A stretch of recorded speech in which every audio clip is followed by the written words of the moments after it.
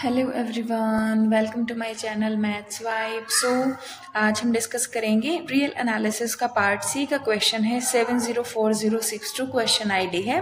Question है which of the following statement implies sequence X N is और are convergent sequence. हमें 4 statement दी गई हैं, हमें उनमें से बताना है कि अगर कौन सी स्टेटमेंट ट्रू होगी तो वो एक्स एन भी कन्वर्जेंट हो जाएगी।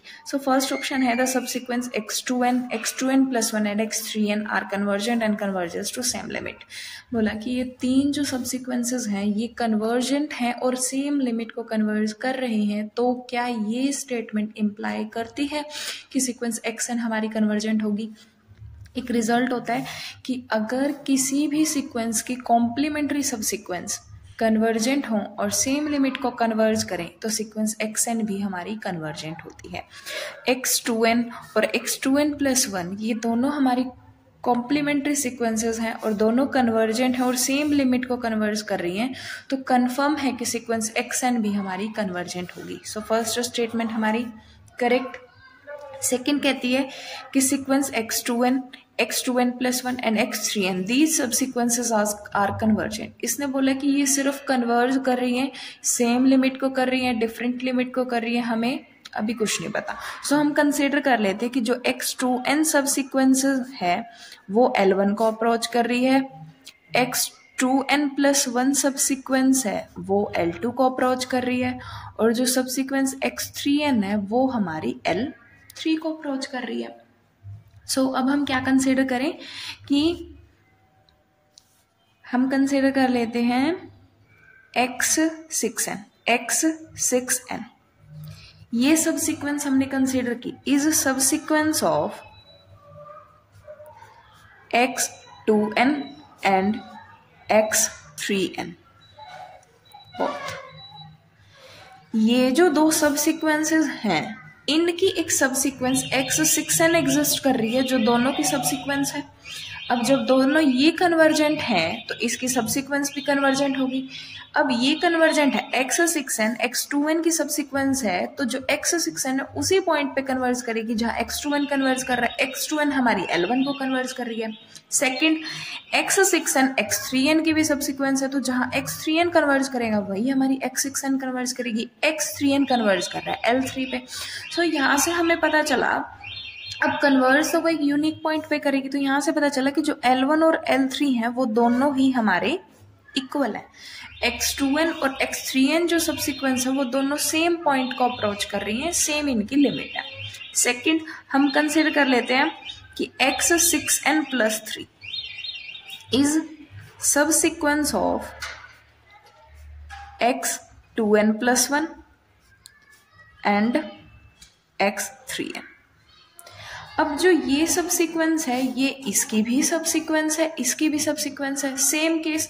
अब ये अब वहां अप्रोच करेगी जहां x2n प्लस 1 अप्रोच कर रही है, ये वही अप्रोच करेगी जहां x3n अप्रोच कर रही है, ये L2 को अप्रोच कर रही है, ये L3 को अप्रोच कर रही है। अगेन लिमिट हो जाएगी same, L2 is equals to L3। इस रिजल्ट से हमें पता चला कि L1 is equals to L2 is equals to L3। मतलब कि जो तीनों सीक्वेंसेस हैं x2n प्लस 1 एंड x3n ये सीक्वेंसेस हमारी कन्वर्ज कर रही हैं और कन्वर्ज कर रही है सेम लिमिट को। फर्स्ट में भी तो यही स्टेटमेंट गिवन थी, कन्वर्ज करें और सेम लिमिट को, तो इसने इम्प्लाई कर दिया था कि सीक्वेंस xn हमारी कन्वर्जेंट है। तो सेकेंड ऑप्शन भी करेक्ट, इससे ये इम्प्लाई हो रहा है कि हमारी सीक्वेंस xn कन्वर्जेंट है। नाउ थर्ड, जो थर्ड है वो क्या कह रहा है कि xkn is convergent for all k greater than equals to 2। हम कंसिडर कर लेते हैं xn कोई सीक्वेंस जहां पर 0 आ रहा है if n is prime, otherwise 1 if n is composite.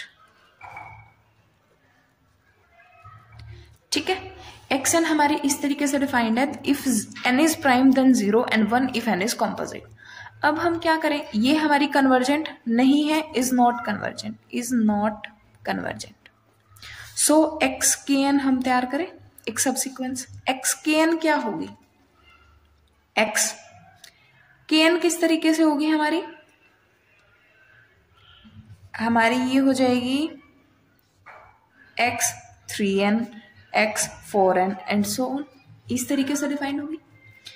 X N का भी हमें कंफर्म नहीं है कि एन हमारा प्राइम है या कॉम्पोजिट है, बट इसने क्वेश्चन में ये बोला कि के हमारा 2 से बड़ा है। के जब हमारा 2 से बड़ा है तो एक्स के एन डिफाइन कैसे होगी, x 2n, x 3n, x 4n।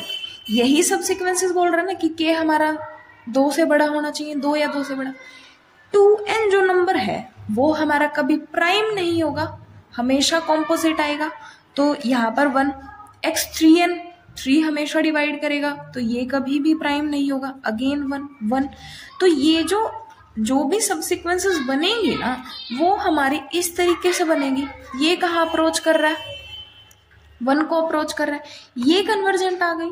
मतलब कि for all K greater than equals to n, X K n is convergent, but जो हमारी क्या एक्स एन सिक्वेंस है वो कन्वर्जेंट है, वो कन्वर्जेंट नहीं है। सो हमारा थर्ड ऑप्शन इनकरेक्ट हो गया। फोर्थ ऑप्शन कह रहा है कि limit xn plus 1 minus xn, if this limit is 0 then xn is convergent. हम फोर्थ ऑप्शन के लिए कंसिडर कर लेते हैं, xn मान लेते हैं हम 1 plus 1/2 plus 1/3 up to 1/n। So xn plus 1 minus xn क्या हो जाएगा, ये xn प्लस 1 क्या होगा, 1 plus 1/2 plus 1/3 up to 1 plus 1/n plus 1। So उसमें से हम ये वाली टर्म सब्ट्रैक्ट कर लेंगे तो ओवरऑल आ जाएगा 1/n प्लस 1। ये आ गया।